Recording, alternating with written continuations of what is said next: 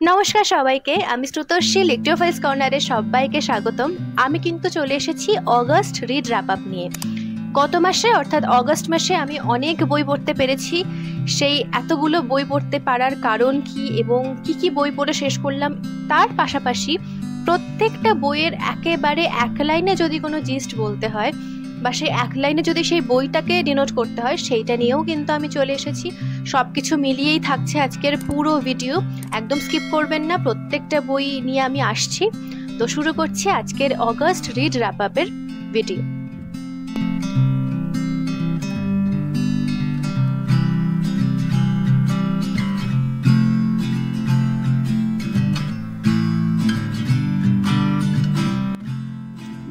এখানে কিন্তু টোটাল 10খানা বই রয়েছে এবং আরেকটি বই যেটি এখন আমার কাছে নেই, সেই বইটিও আমি পড়ে শেষ করেছি। অর্থাৎ মোট 11খানা বই আমার অগস্ট মাসে শেষ হয়। কি করে শেষ হয়? কারণ আমার জুলাইতে পরীক্ষা শেষ হয়েছিল, আমার লাস্ট সেমিস্টার।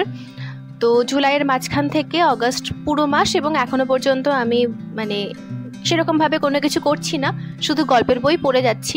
তার পাশাপাশি টুকটাক কিছু জিনিসপত্র শেখা চলছে।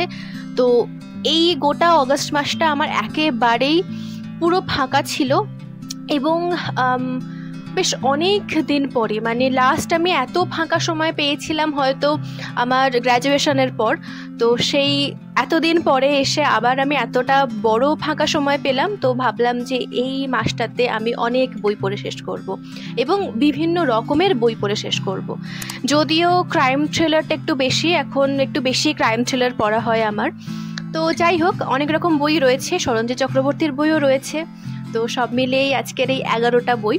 তো ফার্স্ট আমার মাসটা শুরু হয় যে বইটা পড়ে, সেই বইটার প্রথম পর্ব অর্থাৎ প্রথম বই সেই লেখকের লেখা ঠিক 1 বছর আগে আমি শেষ করেছিলাম। এবং যদি আপনারা 1 বছর আগের অগস্ট রিড র্যাপ আপ 2024 দেখেন, আমি আই বাটনে তাও দিয়ে দেবো, সেখানে কিন্তু একদম সেরার সেরা বা মাসের সেরা বই ছিল সেটি। এবং এই বইটিও কিন্তু আমার একেবারেই মাসের সেরা বই। তো সেটি আর কোনো বই নয়, সেটি হচ্ছে স্বয়ংভূ সেনের দ্বিতীয় রহস্য কাহিনী, অভিষেক চট্টোপাধ্যায় রচিত কথাকলি কোথায়। এটার ফার্স্ট পার্ট অর্থাৎ ম্যাও কিন্তু আমি 1 বছর আগেই পড়েছিলাম। সেকেন্ড পার্ট কথাকলি কোথায় আমি ঠিক 1 বছর পরে পড়লাম। এই বইটা কিন্তু আমি এবছরেই কিনেছিলাম, বেশ 2-3 মাস আগে, কিন্তু রেখে দিয়েছিলাম এই অগস্টেই পড়বো বলে। আমার মাথাতেও ছিল না যে আমি ম্যাওটাও অগস্টে শেষ করেছিলাম এবং কথাকলি কোথায়টাও অগস্টে শেষ করলাম। এবং দুর্ধর্ষ বই। এই বইটাকে যদি এক লাইনে বলতে হয় তাহলে একটা কথাই বলবো যে পাপ বাপকেও ছাড়ে না।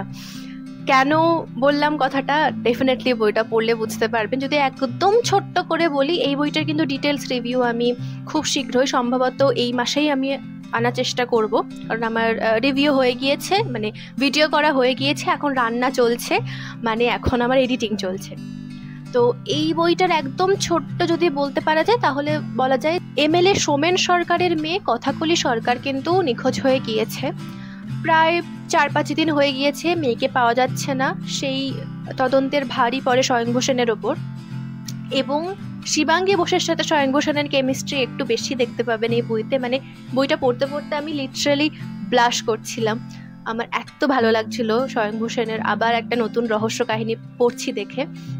তো সেই তদন্ত করতে করতে দেখা যাবে যে কথাগুলি কোথায় ছিল এবং যেখানে ছিল সেটা একেবারেই অপ্রত্যাশিত। ডেফিনেটলি এটাই হচ্ছে ক্রাইম থ্রিলার বইয়ের একটা মজা, শেষটা একেবারেই কাম্য নয়। এবং ম্যাও পড়ে যারা যারা ফিদা হয়েছেন আমার মতো, আমার মনে হয় কথাকলি পড়েও হবেন। কিন্তু এখানে দাঁড়িয়েও আমি একটা ছোট্ট কথা বলবো যে আমার কাছে কোথাও না কোথাও গিয়ে ম্যাও ফার্স্টেই থাকবে। কথাকলি কোথায় দুর্দান্ত একটা গল্প, স্টোরি লাইন, প্লট, যেভাবে স্বয়ংভূ সেনকে এত বাজে রকমভাবে হিউমিলিয়েট করে এবং পুরো ডিপার্টমেন্টের কাছে তাকে একেবারেই ছোট করে বিভিন্ন কেচ্ছা কাহিনী হবে, প্লাস শিবাঙ্গী বোসের সাথেও কিন্তু খুবই খারাপ ঘটনা ঘটবে, তার শ্লীলতাহানি হবে। তো সব কিছুর পরে গিয়েও আমার মনে হয়েছে যে কথাকলি কোথায় থেকেও কিন্তু ম্যাও আমার কাছে একটু বেশি কাছের, কারণ ম্যাওয়ের শেষটা একেবারে নৃশংস। তো সেই ক্ষেত্রে দেখতে গেলে আমার কাছে ম্যাও ফার্স্ট প্রেফারেন্স থাকবে, সেকেন্ড হচ্ছে কথাকলি কোথায়। তো এটা ছিল আমার গত মাসের পড়া প্রথম বই। সম্ভবত আমার 5 তারিখে শেষ হয়েছিল এই বইটা।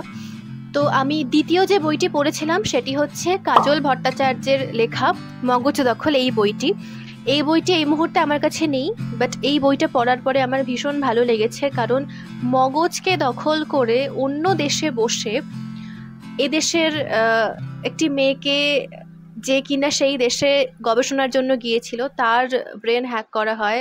ব্রেনের মধ্যে কিছু দুটো মাইক্রোচিপ ঢুকিয়ে দেওয়া হয়েছিল। তো সেখান থেকে তাকে ট্র্যাক করা হয়, তার কাজকর্ম, গতিবিধি, এবং তাকে নিয়ন্ত্রণ করা হচ্ছে। তো একেবারে পারফেক্ট নামকরণ মগজ দখল। বইটা খুব সুন্দর লেগেছে। এই বইটিকে যদি এক লাইনে বলা যায় তাহলে এটি বলবো যে মগজ এমনই একটা জিনিস যাকে যদি একবার দখল করা যায় তাহলে কিন্তু সমস্ত কাজ হাসিল করা যায়। তো এই হচ্ছে এই বইটার এক লাইনে বলা।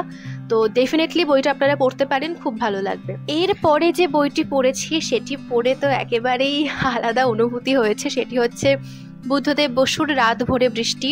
এই বইটির মিনি রিভিউ কিন্তু আপনারা পেয়ে গিয়েছেন আমার পেজে এবং চ্যানেলে। এছাড়া কিন্তু এই বইটির লিখিত রিভিউ আমি আমার পেজে পোস্ট করেছিলাম, ইনস্টায়। তো এই হচ্ছে সেই বই যার কি বলবো, বইটাকে নিয়ে আমি একটা ডিটেল রিভিউ বানাবো। এবং এই বইটা পড়তে গিয়ে আমার একটা জিনিসে মনে হয়েছে যে পরকীয়া এই ব্যাপারটা, এটার ভালো খারাপ দুদিকই রয়েছে। জানি না ভালো দিক কি রয়েছে, আমি তো কিছুই দেখতে পাই না, এটা একেবারেই আমার কাছে খারাপই জিনিস। কিন্তু এই বইতে যা রয়েছে সেই বেসিসে যদি আমি এটাকে বিচার করি তাহলে ভালোবাসা একেবারেই ঊর্ধ্বে। ভালোবাসার জন্য মানুষ বদলানো কোনো ব্যাপার না।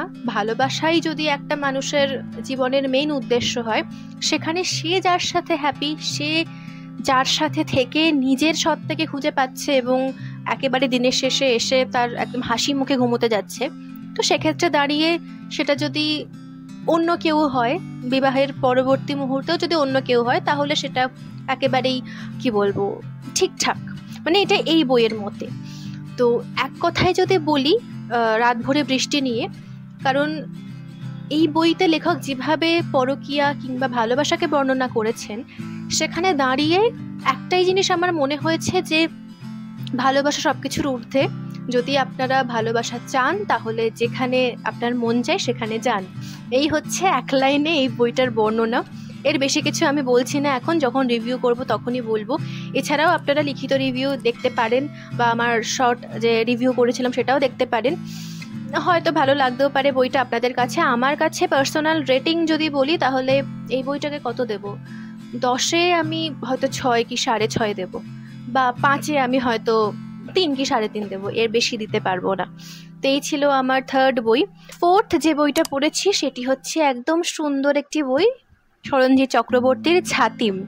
এই বইটার রিভিউ কিন্তু আমি এখনই বলে দিচ্ছি, পুজোর সময় আসবে, কারণ পুজোর প্রাক্কালে বা পুজোর সময়টাকে নিয়ে লেখা এই বই, যেখানে কিন্তু স্বাধীনতার পূর্ববর্তী মুহূর্ত অর্থাৎ নকশাল পিরিয়ডকে তুলে ধরা হয়েছে এবং তার পাশাপাশি কিন্তু বর্তমান সময়টাকেও তুলে ধরা হয়েছে, যেখানে কুসুমদি সেতুর সেই মুহূর্তগুলো সুন্দর লাগবে, কিংবা এখনকার সময়ে দাঁড়িয়ে ইজনা এবং তার সাথে হাট্টিমের যে একটা মুখরোচক ব্যাপার, কারণ তাদের মধ্যে বেশিরভাগটাই মনোমালিন্যই হচ্ছে, কিন্তু শেষটাতে এসে অনেক চমক রয়েছে। তো বেশ সুন্দর বই, ডিটেলস রিভিউ কিন্তু পুজোর সময় দেব আমি, এখন বেশি কিছু বলছি না। তো এটা ছিল আমার চতুর্থ বই। এরপরে আমি যে বইটা বা যে সিরিজটা পড়ে শেষ করেছি সেইটাই দেখাবো, যার শর্টস কিন্তু আপনারা পেয়ে গিয়েছেন অলরেডি, এবং ছোট ছোট করে প্রায় 3টে বইয়েরই আমি একদম সংক্ষিপ্ত জিনিসপত্রগুলো শর্টসেই তুলে ধরেছিলাম। দ্যাটস ওয়াই আমি আর এখানে বেশি বড় করে বলছি না, ডিটেল রিভিউ খুব শীঘ্রই আনবো। তো এই সিরিজটা হচ্ছে বিদ্যুৎলতা বটবাল সিরিজ বা বিবি সিরিজ, যার ফার্স্ট বই হচ্ছে আত্মপ্রকাশ, সেকেন্ড বই হচ্ছে সংঘর্ষ এবং থার্ড বই হচ্ছে অন্তর্দ্বন্দ্ব। যে 3টে বই আমি 3 দিনে পরপর 3 দিনে 4 ঘন্টায় শেষ করি। আর এই 3টে বইয়ের যদি এক কথায় কোনো কিছু বলতে হয় তাহলে একটা জিনিসই বলবো যে জেদ এবং নিয়ন্ত্রণ দুটো কিন্তু প্যারালালি যদি আপনি আপনার মধ্যে রাখতে পারেন তাহলে কোনো কিছুকে জয় করা আপনার পক্ষে একদম 2 মিনিটের ব্যাপার, বা ইউ হয়ে যাবে এরকম একটা ব্যাপার। কারণ নিয়ন্ত্রণ এমনই এক জিনিস যা একবার যদি কোনো মানুষ আত্মস্থ করতে পারে তাহলে কিন্তু সে সমস্ত কিছু একদম বিচক্ষণতার সাথে ঠান্ডা মস্তিষ্কে করতে পারবে।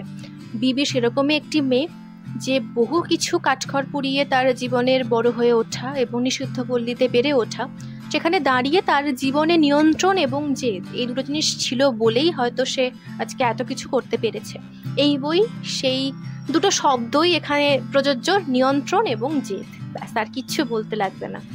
আচ্ছা, এরপরে আমি যে বইটি পড়েছি সেটি আবারও পরকীয়া রিলেটেড একটি বই, এবং এই বইটা আমার এবছরেই দেশ পাবলিকেশন থেকে নেওয়া, যখন দেশে ছাড় চলছিল অনলাইনে সেখান থেকে নেওয়া। এবং বইটা আমি হঠাৎ করেই ভাবলাম যে না পড়ে ফেলি, আমি জানতাম না যে কি নিয়ে বই, আমি ব্লার্বও পড়িনি, কিন্তু পড়ার পরে বুঝলাম যে না এটিও পরকীয়া। এবং এইটা পড়তে গিয়ে আমার একটু বেগ পেতে হয়েছে, কারণ এখানে এমন অনেক কিছুই রয়েছে যেগুলো পড়তে গিয়ে আমার একটু সমস্যা হচ্ছিল, কারণ এই বইতে বাবার পরকীয়া হিসেবে অনেক কিছু দেখানো হয়েছে। তো সেটি হচ্ছে সুকান্ত গঙ্গোপাধ্যায়ের তরঙ্গ ওঠে এই বইটি। এই বইটির রিভিউ আমি রাত ভোরে বৃষ্টির রিভিউর সাথে একসাথেই করার ইচ্ছে রয়েছে। এই বইতে দেখানো হয়েছে যে ফার্স্ট ইয়ারের সদ্য মা হারা ছেলে সায়র, সে জানতে পেরেছে তারই প্রেমিকার মায়ের কাছ থেকে যে তার বাবার পরকীয়া চলছে, এবং সেই জয়িতা নাগের সাথে তার বাবা দেবাংশুর যে একটা সম্পর্ক, তার জন্যই কি মা মারা গিয়েছেন নাকি অন্য কোনো কারণ রয়েছে, বা জয়িতা নাগকেই সে কিভাবে ট্যাকেল করবে, তার এই যে অদম্য একটা জেদ যে কোনোভাবেই সে অন্য কোনো মহিলাকে, মানে এত বছরের ছোট বাবার থেকে সেরকম একটা মহিলাকে নিজের মা হিসেবে স্বীকার করতেও তার সমস্যা, যেটা একেবারে অবভিয়াস। তো সেরকম একটা সিচুয়েশনে দাঁড়িয়ে এই গল্পটি লেখা। এর মধ্যে মার্জিত ব্যাপারটা রয়েছে ভীষণভাবেই, কিন্তু এই যে অফিস থেকে জয়িতার সাথে দেখা করতে যাওয়া, কলেজ স্কোয়ারে কিংবা কফি হাউসে বসে কিছুক্ষণ সময় কাটানো, আড্ডা মারা দেবাংশুর, এই জিনিসপত্রগুলো লেখক যেভাবে ডিটেলসে তুলে ধরেছেন সেগুলো পড়তে পড়তে একটু খারাপই লাগছিল যে তার স্ত্রী এত ভালো, তার সাথে এত সুন্দর একটা সংসার হওয়া সত্ত্বেও কিভাবে একটা মানুষ অন্য কারোর দিকে যেতে পারে। তো সেই সমস্ত কিছু নিয়েই ছিল এই বইটিকে আমি পার্সোনালি ওরকম মানে 10-এ 6.5 7ই দেবো, বা 5-এ আমি 3.5 দেবো, বাট ডিটেলস রিভিউ কিন্তু আমি আনবো, এই দুটো বইয়েরই আনবো। তো আর বেশি কিছু বলছি না, এটা ছিল আমার পরবর্তী বই। এবং এই বইটার রেশ আমার কাটানোর জন্য সেই দিন রাত্রিবেলায়, অর্থাৎ যেদিন এই বইটা শেষ হয়েছে সেই দিন রাত্রিবেলায় আমি বিনোদ ঘোষালের দগ্ধজাতক এই বইটা পড়া শুরু করি। এই বইটা আমাকে একেবারেই শান্ত করে দিয়েছে, যে অশান্ত মন নিয়ে শুরু করেছিলাম একেবারে শান্ত করেছে। এই বইটা দেখানো হয়েছে যে সদ্য মাতৃহারা একটি ছেলে যার নাম কর্ণ, সে কর্ণের ইচ্ছে হয়েছে মায়ের দাহ কার্য করার পরেই মিষ্টি খেতে, কারণ বেঁচে থাকা অবস্থায় মায়ের ডায়াবেটিস ছিল। তো সেই কারণে তার পুরো পরিবার, সে, তার দিদি এবং বাবা কেউই মিষ্টি খেতে পছন্দ করতেন না, যেহেতু মা খেতে পারতেন না বলে। তারপর তার মিষ্টি খেতে ইচ্ছে হবে, এবং সেখান থেকে সে যখন দাহ কার্য করে ফিরতে ফিরতেই তার যে কজন বন্ধু ছিল সেই সময় তার সাথে এবং তার মামা, তার এক এক করে ফ্ল্যাশব্যাকে মনে পড়তে থাকে তার ছেলেবেলার কথা, তার শৈশবের কথা, মায়ের সাথে বেশ কিছু মুহূর্ত, এবং তার প্রয়াত দিদির কথাও মনে পড়ে, যে দিদির মৃত্যুটা একেবারেই নেওয়া যায় না, ওরকম বিভৎস মৃত্যু। এবং সেই শোক কাটিয়ে ওঠার পরেই তার কাছে কিন্তু একমাত্র মা, বাবা এবং তার মামা মামি সম্বল ছিল। তারপরে মায়ের মৃত্যু এরকমভাবে হঠাৎ করেই। তো সব কিছু মিলিয়ে এই দুর্ধর্ষ বই, এই বইটি কিন্তু আপনাকে অনেক অনুভূতি সামনে দাঁড় করাবে, অনেক রিয়েলিটির সামনে দাঁড় করাবে, এবং আপনাকে সত্যি ভাবাবে যে কিভাবে মানুষ অত কষ্টের মধ্যে থেকেও ঘুরে দাঁড়াতে পারে, কিংবা এই চরিত্রটি, যে চরিত্রটি অর্থাৎ কর্ণ চরিত্রটির মধ্যে কিন্তু খুব একটা বেশি সুখকর স্মৃতি নেই, বা যা কিছুই রয়েছে সেগুলো খুবই সীমিত, দুঃখটাই হয়তো অনেক বেশি। তো কর্ণ নামক চরিত্রগুলোর মধ্যে কিন্তু সেই দুঃখটাই বেশি থাকে। তো এই নিয়ে এই বই খুব ভালো লাগবে, বইটা পড়তে গেলে একটু কষ্ট হবে, একটু কান্না পাবে, কিন্তু বইটা খুব ভালো, মিষ্টি একটা বই। এবং বিনোদ ঘোষালের লেখা প্রথম কিছু পড়লাম, প্রথম বই আমার খুব ভালো লেগেছে। এরপরে আমি যে বইটি শেষ করেছিলাম সেটি একটু আমার সমস্যা হয়, শুরুর দিকটা আমি শুরু করেও আমি কন্টিনিউ করতে পারছিলাম না, বাট পরে এসে আমার আবার শেষ হয়। সেটি হচ্ছে শায়ক আমানের হাওয়ার রাত। এই বইটা কিন্তু এবছর বইমেলাতে, কলকাতা বইমেলাতেই কিন্তু প্রকাশিত হয়েছে, এবং এখানে দাদার সিগনেচারও রয়েছে আমার কাছে। তো যখন বইটার ডিটেল রিভিউ করব তখন আমি বইটা সম্পর্কে ডিটেলসে বলবো। এই বইটার একদম ছোট্ট করে যদি কিছু বলা হয় তাহলে হচ্ছে উদিত আর ইভানা ওরা কিন্তু ট্রেকিংয়ে গিয়েছিল এবং ট্রেকিংয়েই কিন্তু বেশ অনেক অদ্ভুত ঘটনা ঘটতে থাকবে। এটি কিন্তু হরর উপন্যাস।